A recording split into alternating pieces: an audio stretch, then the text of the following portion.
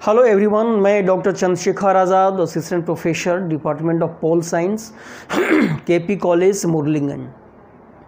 आज मैं पूर्व वीडियो में किए गए वायदे के अनुसार मैं आज पॉलिटिकल साइंस ऑनर्स पार्ट 1 के स्टूडेंट्स के लिए पेपर 1 के अंतर्गत what is politics meaning and it's elements के साथ मैं उपस्थित हूँ। राजनीतिक विज्ञान एक परिचय, अर्थ और परिभाषा के बारे में आज मैं व्याख्यान दूंगा। मैं कोशिश करूंगा कि आपको समझ में आ जाए। तो मेरे ये जो टॉपिक का व्याख्यान होगा ये 4 बिंदु पर फोकस करते हुए होगा। पहला बिंदु है राजनीति का प्रक्रिया तथा शास्त्र के रूप में अस्तित्व में आना। दूसरा है अरस्तु द्वारा 400 BC में द्विभाजन सिद्धांत पारित करना, द्विभाजन सिद्धांत बनाना, जिसके तहत राजनीतिक सिद्धांत पृथक अस्तित्व में आया। तीसरा है इसकी परिवर्तनशीलता और चौथा है परिभाषा। तो परिभाषा को भी हम 2 तरह से देखेंगे, परिभाषा के संदर्भ में परंपरागत दृष्टिकोण, परिभाषा के संदर्भ में आधुनिक दृष्टिकोण। वो तो परिभाषा में हम लोग आएंगे तो डिटेल्स में पढ़ेंगे, डिस्कस करेंगे। तो आज का टॉपिक है what is politics meaning and it's element. जैसा कि मैं पूर्व वीडियो में वादा किए था कि इसके साथ मैं आऊँगा। तो हम शुरू करते हैं, अपना टॉपिक पे आते हैं। तो विश्व में अस्तित्वमान प्राचीनतम शास्त्रों में राजनीतिक विज्ञान एक प्रमुख विषय है। राजनीतिक विज्ञान का उद्भव अत्यंत प्राचीन है और राजनीतिक विज्ञान का अध्ययन का एक विस्तृत क्षेत्र है। राजनीतिक विज्ञान अध्ययन का एक विस्तृत क्षेत्र है।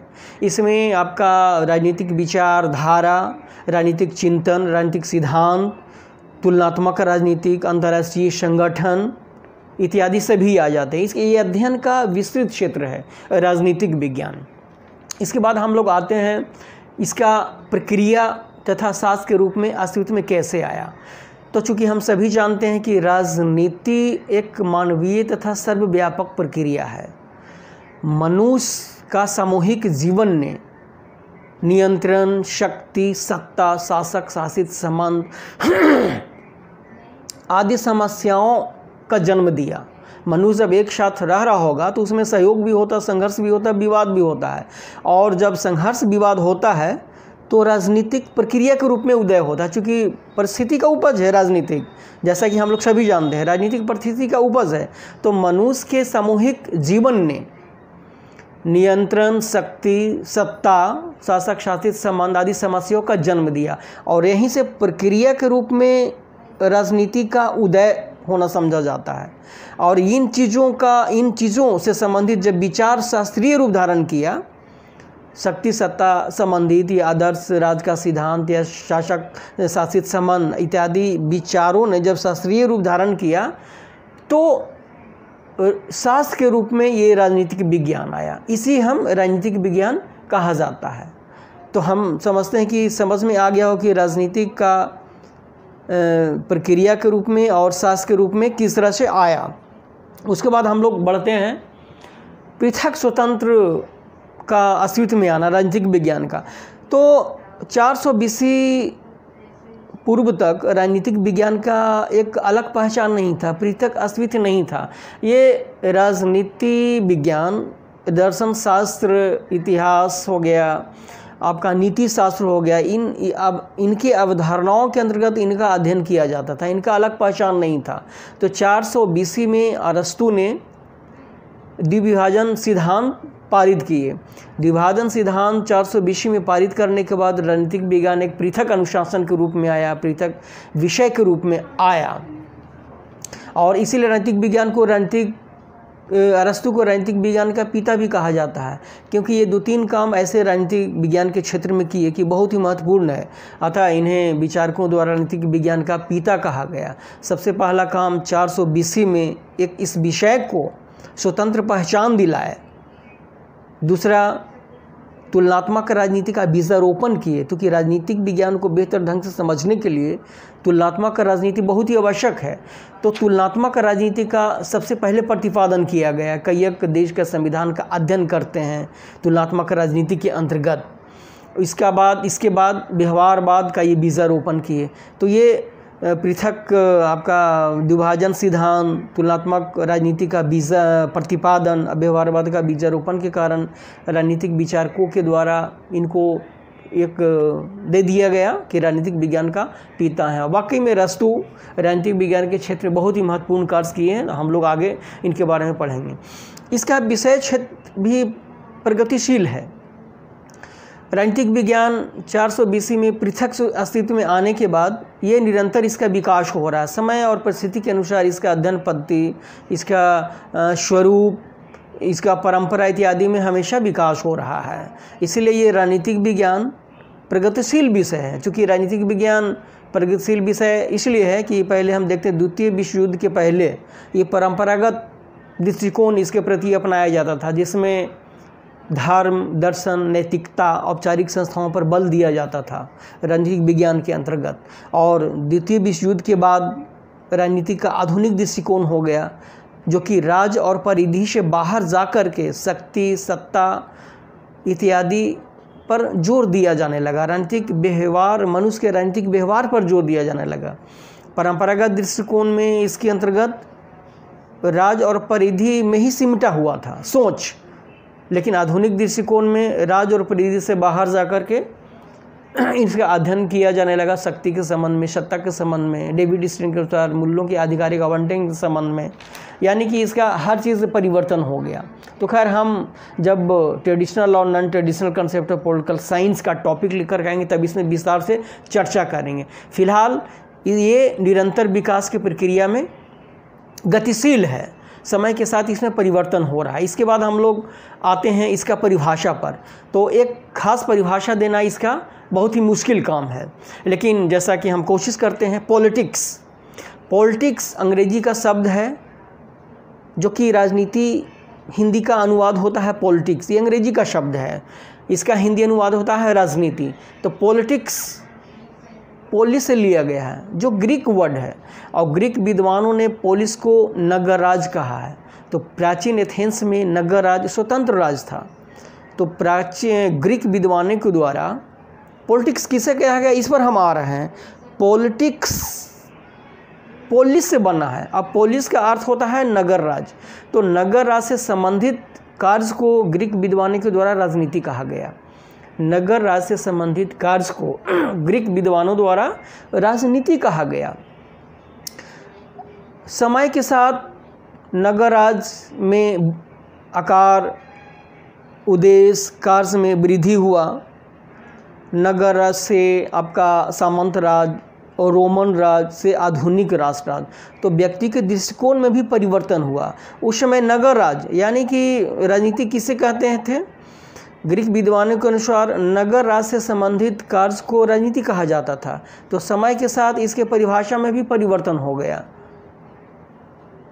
वैज्ञानिक पद्धति का प्रयोग होने लगा इस विषय में। तो नगर राज से धीरे धीरे रोमन राज, सामंती राज और आज के डेट में आधुनिक राज, तो उससे संबंधित कार्य को राजनीति विज्ञान कहा जाता है। यानी कि राजनीति से हो गया राजनीतिक शास्त्र, हो गया राजनीतिक विज्ञान, हो गया। उस समय तक राजनीति था। राजनीति क्या था, नगर राज से संबंधित कार्य को। जब नगर राज, समय के साथ नगर राज में वृद्धि हो गया, राज्य के कार्य क्षेत्र में वृद्धि हो गया, महान परिवर्तन हो गया, वैज्ञानिकता का समावेश हो गया, तो नगर राज राजनीति को राजनीतिक शास्त्र कहा जाने लगा, राजनीतिक विज्ञान कहा जाने लगा। तो हम इसके परिभाषा पर और हम थोड़ा सा ध्यान देंगे। इसको परिभाषा को हम दो वर्ग में बांटते हैं। इसका परिभाषा के एक राजनीतिक विज्ञान की परिभाषा के संबंध में परंपरागत दृष्टिकोण और राजनीतिक विज्ञान के परिभाषा के संदर्भ में आधुनिक दृष्टिकोण। राजनीतिक विज्ञान के परिभाषा के संदर्भ में परंपरागत दृष्टिकोण, ये सारी परिभाषाओं जो जेम्स जकारिया, ब्लंट्सली, सीले, लिकोक आदि के द्वारा, ये राज और परिधि तक ही सीमित रहा इनका परिभाषा। और आधुनिक संदर्भ में इसका परिभाषा शक्ति के संबंध में, सत्ता के संबंध में, राजनीतिक व्यवहार, मनुष्य के राजनीतिक व्यवहार के संबंध में दिया गया। तो हम देखते हैं कि परंपरागत दृष्टिकोण के अंदर इसका परिभाषा किस तरह से है। राज के अध्ययन के रूप में परिभाषा, राज्य के अध्ययन के रूप में परिभाषा, तो जेम्स जकारिया ब्लंट्सली ये राज्य के अध्ययन के रूप में परिभाषित करते हैं। गार्नर भी राज्य के अध्ययन के रूप में परिभाषित करते हैं। जेम्स का कहना है कि राजनीतिक विज्ञान राज्य का विज्ञान है, राजनीतिक विज्ञान राज्य का विज्ञान है। गार्नर के अनुसार राजनीतिक विज्ञान का आरंभ तथा अंत राज्य से होता है। तो इस तरह से हम देखते हैं कि परंपरागत दृष्टिकोण के अनुसार राजनीतिक विज्ञान का परिभाषा राज्य पर केंद्रित है। दूसरा वर्ग इसी दृष्टिकोण के अंतर्गत दूसरा वर्ग आता है सिले और लिकोक का, जो सरकार पर केंद्रित करता है, जो सरकार पर, यानी कि राजनीतिक विज्ञान सरकार का अध्ययन है। सिले और लिकोक का कहना है, लिकॉक का कहना है राजनीतिक विज्ञान सरकार का अध्ययन है। एक तीसरा वर्ग आता है डिमॉक और गिलक्राइस्ट का, उसके अनुसार राजनीतिक विज्ञान राज्य और सरकार दोनों को अध्ययन है। तो इस तरह से हम परंपरागत दृष्टिकोण के अंतर्गत परिभाषा पर विचार करते हैं तो पाते हैं कि परंपरागत दृष्टिकोण के समर्थक विचारक के द्वारा दिए गए परिभाषा सभी राज्य सरकार के परिधि के अंतर्गत है। लेकिन हम परिभाषा के संबंध में आधुनिक दृष्टिकोण पर गौर करते हैं तो जैसे कैटलिन, लाशवेल, बेवर, डेविड ईस्टन इत्यादि ने शक्ति सत्ता का अध्ययन बनाया है। परिभाषा के संदर्भ में इनको जोड़ा है, मानव के राजनीतिक व्यवहार को जोड़ा है। जैसे हम कुछ उदाहरण देते हैं। कैटलिन के द्वारा राजनीतिक विज्ञान शक्ति का विज्ञान है। कैटलिन के द्वारा राजनीतिक विज्ञान शक्ति का विज्ञान है। मैक्स वेबर के द्वारा राजनीति शक्ति के लिए संघर्ष है। मैक्स वेबर के अनुसार राजनीति शक्ति के लिए संघर्ष है। लिप्सन के अनुसार राजनीति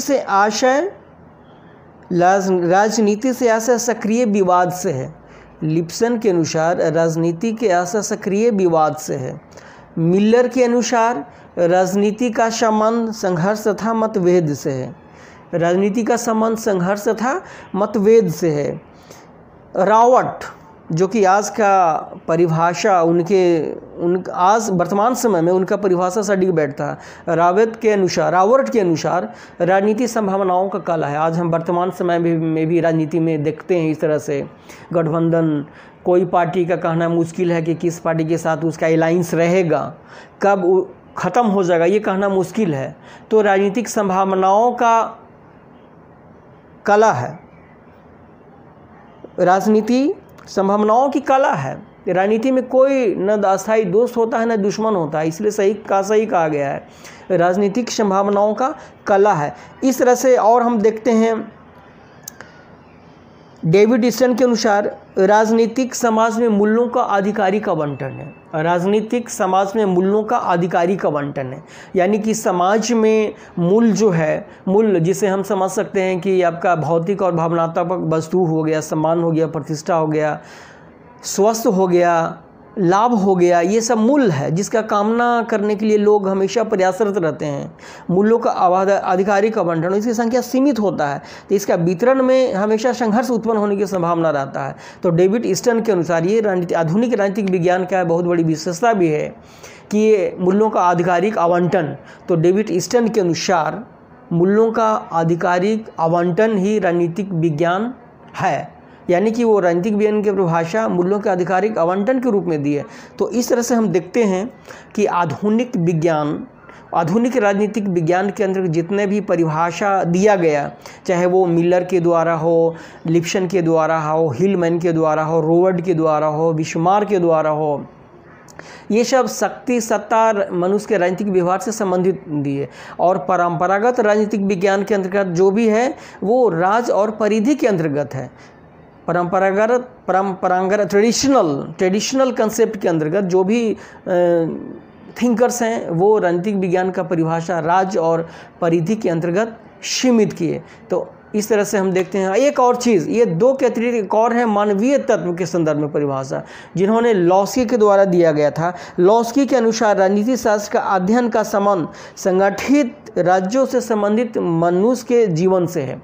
संगठित राज्यों के संबंध से संबंधित मनुष्य के जीवन से, ये लॉस्की के द्वारा है। तो हम देखते हैं कि एक राज्य सरकार के संबंध में इसका परिभाषा दिया गया है, दूसरा शक्ति सत्ता राजनीतिक मनुष्य के राजनीतिक व्यवहार के संबंध में, और तीसरा मनुष्य के संबंध में। तो कुल मिलाकर के हम परिभाषा पर गौर करें तो इसको संपूर्ण परिभाषा इस तरह से दिया जा सकता है कि राजनीतिक विज्ञान वैसा प्राचीनतम सामाजिक विज्ञान है जिसके अंतर्गत राज्य, सरकार, शक्ति, सत्ता, मनुष्य के राजनीतिक व्यवहार, मूल्यों के आधिकारिक आवंटन इत्यादि के बारे में अध्ययन किया जाता है। ये राजनीतिक विज्ञान का संपूर्ण परिभाषा है जिसमें परंपरागत दृष्टिकोण का परिभाषा और आधुनिक दृष्टिकोण का परिभाषा भी समाहित है। चाहे इसे इस प्रकार भी कहा जा सकता है कि राजनीतिक द्विपक्षीय बहुपक्षीय प्रक्रिया है जिसमें प्रत्येक पक्ष अधिकतम हित की प्राप्ति का प्रयास करना चाहता है। यह सहयोग और संघर्ष पर भी आधारित है।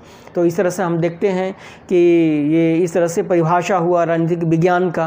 और इसके साथ ही नेक्स्ट वीडियो में हम मिलते हैं traditional and non traditional concept of political science के साथ। तब तक बाय।